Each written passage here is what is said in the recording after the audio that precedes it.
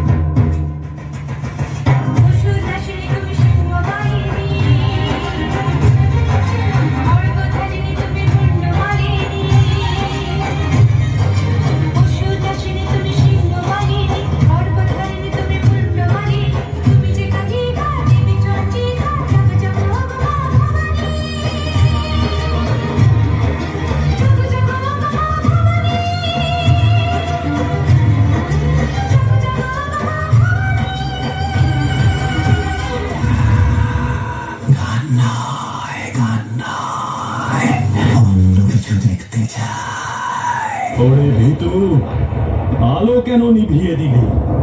এত ভয় পাস মহিষাসুরকে? কে ওখানে? কে ওখানে? সামনে আয়।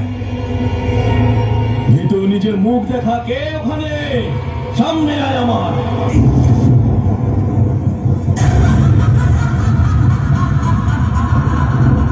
দুষ্ট, তোর ইচ্ছে কখনো পূরণ হবে না।